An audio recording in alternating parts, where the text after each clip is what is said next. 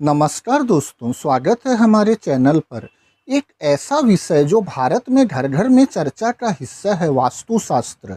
लेकिन क्या वास्तुशास्त्र के नियम वैज्ञानिक हैं या फिर यह सिर्फ अंधविश्वास और मार्केटिंग का खेल है? आइए देखते हैं। एक नंबर, वास्तुशास्त्र का कोई वैज्ञानिक आधार नहीं है। वास्तुशास्त्र को प्राचीन भारतीय वास्तुकला का विज्ञान कहा जाता है।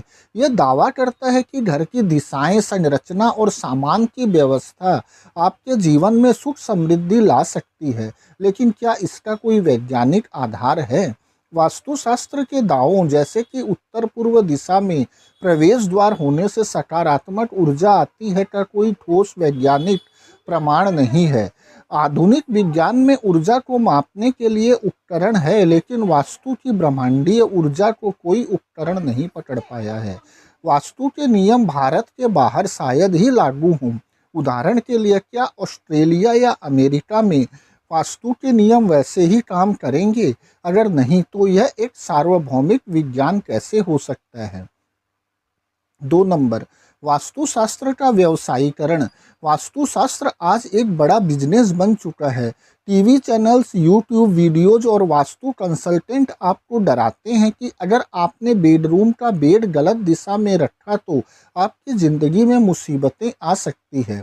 कई वास्तु कंसल्टेंट डर का माहौल बनाकर अपनी सेवाएं बेचते हैं।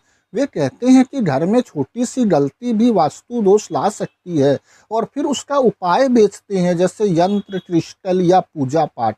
यह एक तरह का मानसिक शोषण है। कुछ लोग लाखों रुपए खर्च करके अपनी घर की संरचना बदलते हैं सिर्फ इसलिए क्योंकि कोई वास्तु विशेषज्ञ कहता है कि इससे उनकी किस्मत चमकेगी। लेकिन क्या यह सचमुच काम करता है या सिर्फ पैसा कमाने का तरीका है? 3 नंबर, अंधविश्वास को बढ़ावा। वास्तुशास्त्र कई बार अंधविश्वास को बढ़ावा देता है। भारत जैसे देश में जहां लोग पहले से ही कई रूढ़ियों में बंधे हैं, वास्तुशास्त्र और डर पैदा करता है।